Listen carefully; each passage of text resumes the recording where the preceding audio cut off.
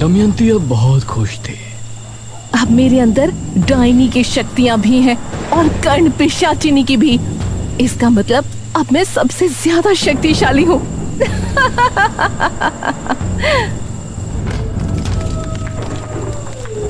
दमयंती ने राक्षसी देवी को प्रणाम किया और फिर राजा भीम सिंह के महल की तरफ चली गई। राजा भीम सिंह उस समय अपने शयन कक्ष में सो रहा था। तभी उसे महसूस हुआ कि कोई उसके सीने को सहला रहा है। वो हड़बड़ाहट में नींद से जागा। कौन है? आंख खुलने पर उसने दमयंती को अपने बिस्तर पर पाया तो वो हैरान रह गया। अरे दमयंती, तुम? जी महाराज, हम। कहाँ चली गई थी आप? उस रात से आप कहीं नजर ही नहीं आई। हमने आपको कितना खोजा, आपको पता है? महाराज, आपने हमारे साथ जो किया उससे हमें बहुत बुरा लगा था, लेकिन बाद में हमने सोचा कि आपने हम पर इतनी दया की थी, हमें अपने महल में जगह दी थी। आपके एहसानों के बदले तो हमें जीवन भर आपकी सेवा करने में ही गुजार देना चाहिए। यह सुनकर राजा खुश हो गया। ऐसा नहीं है दमयंती, आप बस हर रात हमारा अकेलापन दूर कीजिए, यही हमारे लिए काफी है। क्यों नहीं महाराज? ये कहकर दमयंती महाराज पर झपटी। महाराज बेड पर वापस गिर गए और दमयंती उनके सीने पर बैठ गई। वो महाराज के चेहरे पर प्यार से हाथ फेरने लगी। महाराज भी उसकी कमर पर हाथ फेर रहे थे और अपनी आंखें बंद करके उसके कोमल जिस्म का स्पर्श महसूस कर रहे थे। तभी दमयंती की आंखें लाल लाल चमक उठी। उसके नाखून लंबे होकर राजा के सीने में चुभने लगे। भीम सिंह ने जैसे ही आंखें खोली तो दमयंती का नया रूप देखकर वो हैरान रह गया। हटिए, कौन है आप? हम वही हैं महाराज, जिनको आप सदैव अपनी दासी बनाकर रखना चाहते हैं। करीब आइए ना। दमयंती ने अपना तेज पंजा राजा के सीने पर ऐसा चलाया कि अगले ही पल भीम सिंह का दिल दमयंती के हाथ में था।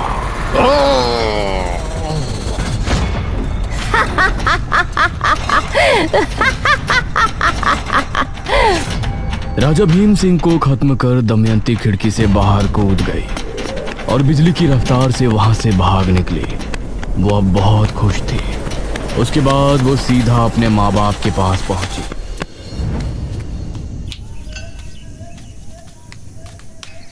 अरे दमयंती बेटी। उसकी माँ ने उठकर उसे गले से लगा लिया। कहाँ चली गई थी बेटी? अब कहीं नहीं जाऊंगी माँ। लेकिन उसका पिता तभी उस पर गरज कर बोला, कहाँ मुंह काला कर रही थी इतने दिनों से? मिल गया होगा कोई प्रेमी जिसके साथ तू रंगरलियां मना रही होगी। आप ऐसा क्यों बोल रहे हैं? हमारी बेटी इतने दिनों बाद आई है। इसी बात का तो दुख है। अब तो इससे जमींदार भी शादी नहीं करेगा, क्योंकि गांव में ये बात फैल गई है कि मेरी पुत्री घर से भाग गई थी। यह सुनते हुए दमयंती अपने पिता को गुस्से भरी निगाहों से देख रही थी। वही जमींदार ना पिताजी, जिसको आप अपनी इस पुत्री को 50,000 मुद्राओं में बेचने वाले थे? यह सुनकर दमयंती का पिता हैरान रह गया। अगर हम भागते नहीं तो अभी तक आप हमें बेच चुके होते। उसे विवाह नहीं, बेच फरोख कहते हैं पिताजी। ये सुनकर उसका पिता दांत भींचते हुए अपने कमरे में चला गया। माँ, मुझे भूख लगी है, खाना लगाओ। दमयंती की माँ ने उसके लिए खाना लगाया और दमयंती ने खाना शुरू किया। लेकिन काफी खाने के बाद भी उसकी भूख मिट नहीं रही थी। माँ, और दो ना, भूख लगी है। बेटी, तुम 8 रोटी खा चुकी हो, अभी तक तुम्हारी भूख शांत नहीं हुई। ये सुनकर दमयंती को भी बहुत अजीब लगा, क्योंकि इस बात पर उसने भी ध्यान नहीं दिया था। कोई बात नहीं बेटी, मैं अभी बनाती हूँ, रुक। दमयंती की माँ ने उसके लिए 4 रोटियां और डाली, लेकिन उन्हें खाने के बाद भी दमयंती की भूख शांत नहीं हो रही थी। ठीक है माँ, मैं सोने जा रही हूँ।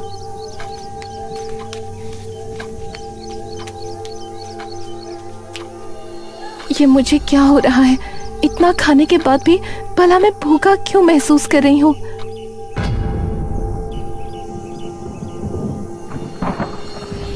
आधी रात का पहर था।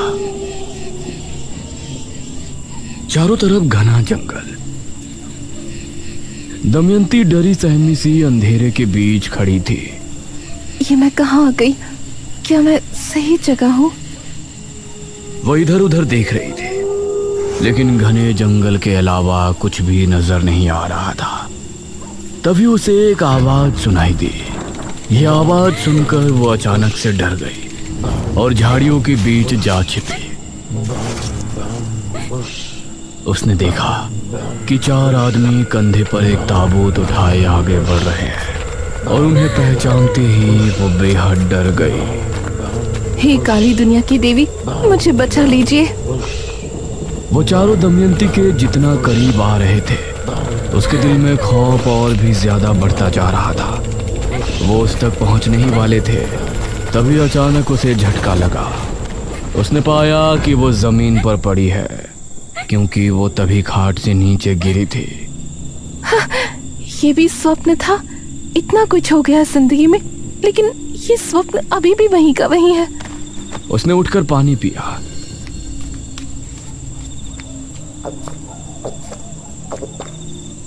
लेकिन उसकी प्यास और ज्यादा बढ़ गई। ये क्या हो रहा है मुझे?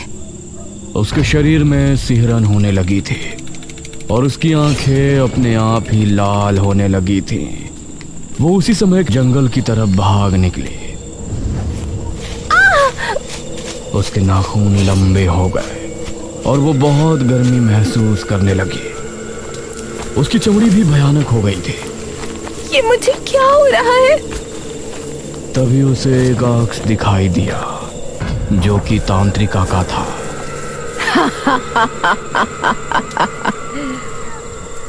तांत्रिका? तूने मुझे मारकर मेरी शक्तियां तो ले ली है ना? तू भी अब मेरी तरह डायनी बन चुकी है। तुझे अब रोजाना एक इंसान का खून पीना होगा, तभी तू खूबसूरत और जवान रह सकेगी। यह कहकर वो आग से गायब हो गया और ये सुनकर दमयंती के पैरों तले जमीन निकल गई। वह तेजी से गांव की तरफ दौड़ी। उसे बहुत प्यास लगी थी और अब उसे बर्दाश्त नहीं हो रहा था। वह चौक पर खड़ी गांव के घरों को देख रही थी। इनमें से किसी घर में जाकर अपनी प्यास बुझानी पड़ेगी, वरना मैं ऐसे ही बदसूरत बनी रहूंगी। तभी उसे सामने एक आदमी आता हुआ नजर आया, जिसने खुद को चादर से ढका हुआ था। वो बिजली की रफ्तार से भागी और उस पर झपट पड़ी। वो उसे लेकर झाड़ियों में गिरी और अगले ही पल झाड़ियों से उस आदमी के चीखने की आवाजें गूंजने लगी।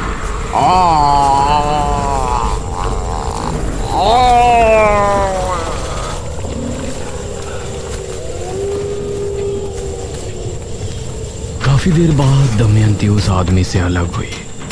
अब उसका शरीर फिर से इंसानों के जैसा हो गया था। उसकी आंखें, उसके नाखून सब पहले जैसे हो गए थे और अब वो खूबसूरत दिख रही थी। अब मुझे घर चलना चाहिए, कहीं माँ ने देख लिया तो सदमे में चली जाएगी। वो उसी समय वहां से भागी और घर पहुंचकर आराम से सो गई। अब उसकी प्यास बुझने के बाद उसे चैन की नींद आ गई थी।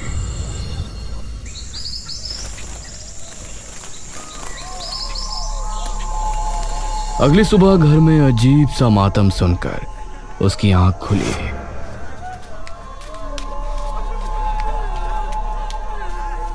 वो कमरे से निकली तो उसके घर के बाहर कुछ लोग जमा थे।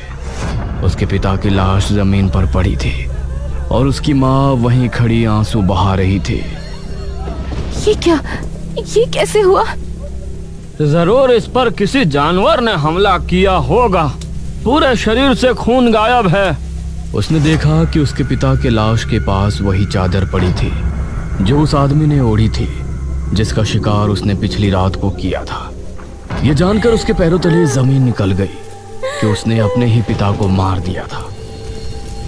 उसके पिता का अंतिम संस्कार किया गया और अपनी माँ को सफेद साड़ी में देखकर उसे बहुत बुरा लग रहा था, लेकिन अब जो हो गया था उसे बदला नहीं जा सकता था। वह हर रात को एक मर्द का खून पीने जाती और उसकी सुंदरता निखरती जाती। जो भी लड़का उसे पसंद करता वो उसी को अपना शिकार बनाती, क्योंकि उसको मर्द के नाम से ही नफरत हो गई थी। इसी तरह 40 साल और गुजर गए और अब उसकी माँ भी बूढ़ी होकर खत्म हो गई। गांव के लोग उसके बारे में तरह तरह की बातें करने लगे थे, क्योंकि वो 75 साल की होने के बाद भी बूढ़ी नहीं हो रही थी। लोग उसके करीब जाने तक से डरने लगे थे और इसी तरह से 23 साल और निकल गए। एक रात इसी तरह से वो अपना शिकार करके घर लौटी तो उसको अपने शरीर में अजीब सी सिहरन महसूस होने लगी। ये मुझे क्या हो रहा है? तभी उसे काली दुनिया की देवी की आवाज सुनाई दी। दमयंती, तुम्हारी आयु अब 98 साल 6 माह हो गई है। तुम्हारे पास अब 18 माह का समय है। 18 माह? मतलब 100 वर्ष की आयु होने के बाद 15 माह के बाद तुम एकदम बूढ़ी हो जाओगी और उसके बाद कुछ ही महीनों में तुम्हारी मौत हो जाएगी। ये सुनकर दमयंती के पैरों तले जमीन निकल गई। लेकिन मैं कैसे मर सकती हूँ? मैं तो बहुत शक्तिशाली हूँ। डायनी योनि का एक नियम होता है। आयु के 100 वर्ष पूर्ण होने के बाद वो किसी भी इंसान का खून नहीं पी सकती, न ही किसी मनुष्य का शिकार कर सकती है। उस समय उसे एक क्रिया करनी होती है जिसमें उसको जिंदा मनुष्य नहीं बल्कि 11 मुर्दों का खून पीना पड़ता है, और ये क्रिया 100 वर्ष की आयु होने के 55 दिनों के भीतर करनी पड़ती है, अन्यथा 56वें दिन उसकी मृत्यु हो जाएगी। लेकिन जब मैं किसी मनुष्य को मार ही नहीं सकती और जिंदा मनुष्य का खून पी नहीं सकती तो इस क्रिया को करूंगी कैसे? वो तुमको करना है। कैसे करना है ये सब तुमको देखना है, लेकिन उस क्रिया को करने के बाद ही तुम्हारी आयु 1000 साल बढ़ जाएगी, अन्यथा तुम्हारा अंत हो जाएगा। ये सुनकर दमयंती को कुछ भी समझ नहीं आया कि वो आगे क्या करे। इस तरह बेरमपुर में राजा विश्वजीत के प्रजाजन महामारी से जूझ रहे थे। महाराज, नगर में फैली महामारी अब और बढ़ चुकी है। अब इससे नहीं निपटा गया तो राज्य पूरी तरह से तबाह बर्बाद हो जाएगा। इस महामारी से निपटने का बंदोबस्त हम अवश्य करेंगे मंत्री जी। उसी समय एक आदमी वहां पहुंचा। महाराज की जय हो। जी, कौन है आप? महाराज, हम आपके पड़ोसी राज्य बल्लभगढ़ के राजा इंद्रसेन के दूत हैं। उन्होंने आपको शीघ्र ही मिलने बुलाया है। उनका कहना है कि आपके राज्य पर जो संकट आया है उससे निपटने में वो आपकी सहायता करना चाहते हैं। पिताश्री, हमें नहीं लगता कि वो हमारी इस महामारी से निपटने में कोई सहायता कर सकते हैं। हमें स्वयं ही कुछ करना पड़ेगा। समस्या गंभीर है राजकुमारी। हमें एक बार अवश्य ही उनसे मिलना चाहिए। हम आज रात ही उनके राज्य के लिए निकलते हैं। ठीक है पिताश्री, इस महामारी का जो भी हल निकले आप शीघ्र ही वापस आने की कोशिश करें, क्योंकि अगर आप इस बीमारी का इलाज नहीं ढूंढ पाए तो हमें ही कुछ करना होगा। अवश्य राजकुमारी। उसके बाद महाराज विश्वजीत सेनापति के साथ महल से निकले थे और फिर रास्ते में उनको एक सुंदर कन्या मिली, जो कोई और नहीं बल्कि दमयंती ही थी। दमयंती राजा विश्वजीत को किस तरह मिली और कैसे उसने राजा विश्वजीत को अपने प्रेम जाल में फंसाकर अपने 11 मुर्दों के खून पीने वाली क्रिया को अंजाम दिया, ये सब आप पिछले भाग में देख चुके थे। अंत में राजकुमारी मेघालय ने दमयंती पर हमला करके उसकी क्रिया भंग की थी और फिर दमयंती के शरीर वापस शक्ति पाने से पहले राज्य की सेना ने दमयंती को एक गुफा में बंद कर दिया था। कहा गया था कि अगर राजकुमारी मेघालय के कदम उस गुफा पर पड़ेंगे तो दमयंती जिंदा हो सकती है। और 6वें भाग में आपने देखा कि राजकुमारी मेघालय, जो इस जन्म में मेघना है, उसने अपने पिछले जन्म के पिता की लाश को एक गुफा से ढूंढकर निशिरमोलो के हवाले कर दिया था।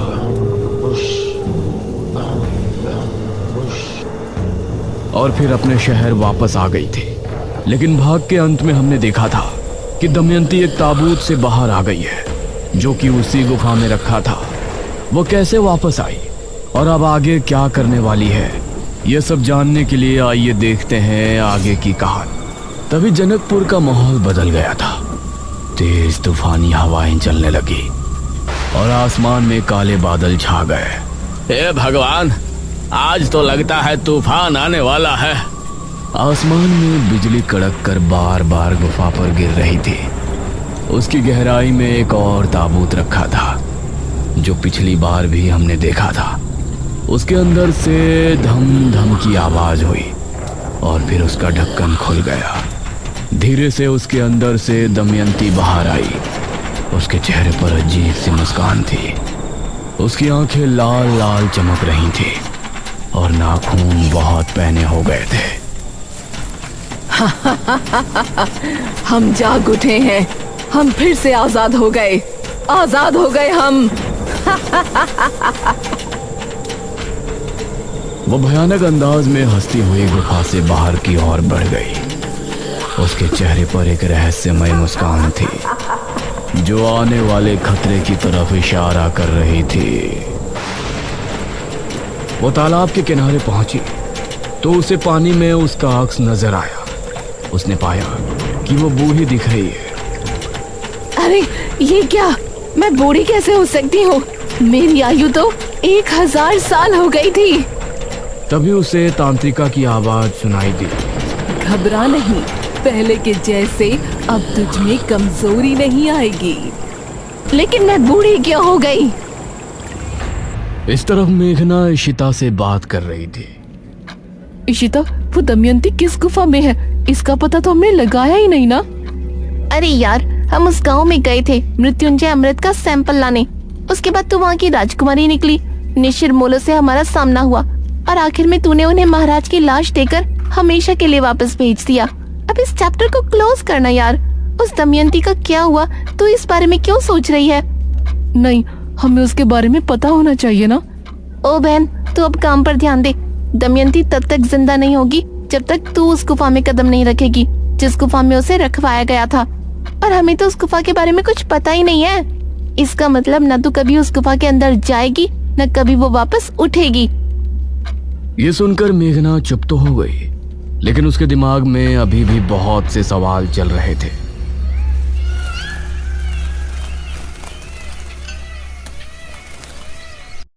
वहीं बेरमपुर में अनुज अपने घर पर बैठा हुआ था। अरे खाना खाएगा या नहीं? कब से इसी सोफे पर चिपक के बैठा है? माँ, मुझे भूख नहीं लग रही है। जब लगेगी तो खा लूंगा ना, आप खा लो। अब उन्हें कैसे बताऊं कि मुझे मेघना की याद आ रही है। इससे अच्छा तो निशिर मोलो कभी इस गांव से जाते ही नहीं। मेघना यहाँ मेरे साथ तो रहती।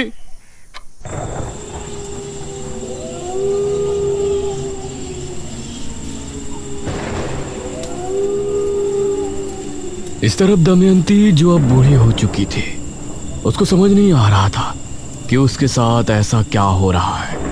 तभी उसे एक आवाज सुनाई दी और उसने आसमान में देखा। अरे ये क्या चीज है जो आसमान में उड़ रही है? ये तो कोई विमान लगता है। उसने आंखें बंद की तो उसे विमान में बैठे हुए लोगों की आवाजें सुनाई दी। अरे इस विमान में मनुष्य बैठे हैं, मतलब इस युग में मनुष्य हवा में उड़कर यात्रा करते हैं। ये संसार इतना आगे निकल गया है। ऐसे में कितने सालों बाद उठी हूँ, कहीं मेरे 1000 वर्ष पूरे तो नहीं हो गए। तभी उसे जोरों की प्यास लगने लगी। बहुत प्यास लगी है, कोई शिकार ढूंढना पड़ेगा। वो अब गांव की तरफ बढ़ गई।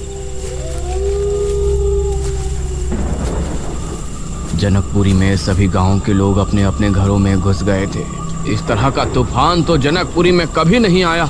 इतनी तेज हवा, कहीं घर की छत छप्पर ना उड़ जाए।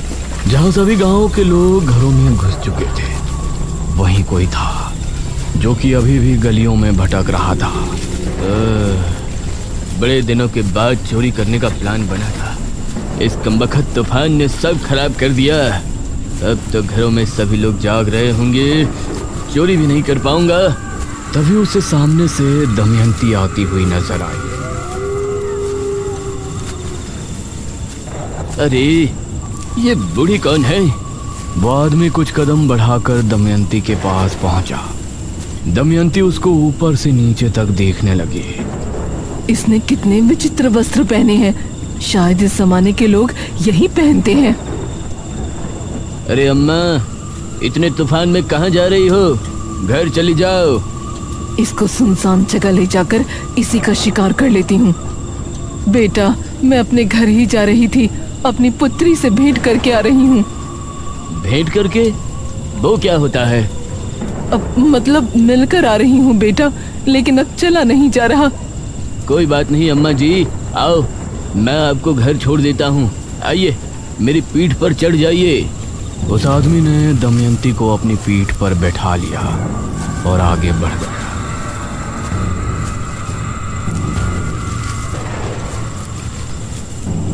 इस जमाने के लोग तो काफी शरीफ हैं। ये अच्छा है, मुझे इनका शिकार करने में ज्यादा मेहनत नहीं करनी पड़ेगी।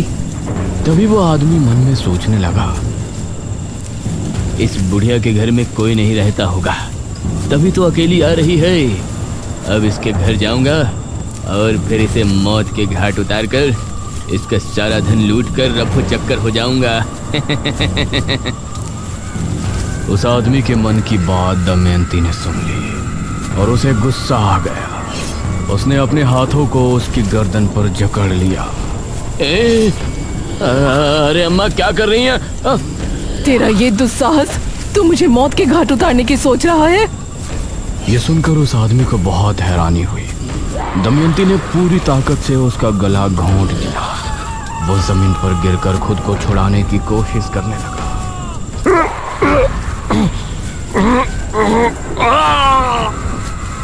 उसकी चीख सुनकर आसपास पेड़ों पर बैठे पक्षी फड़फड़ाते हुए फिजा में उड़ गए। दमयंती उसे पूरी तरह से खाली करके उठ खड़ी हुई।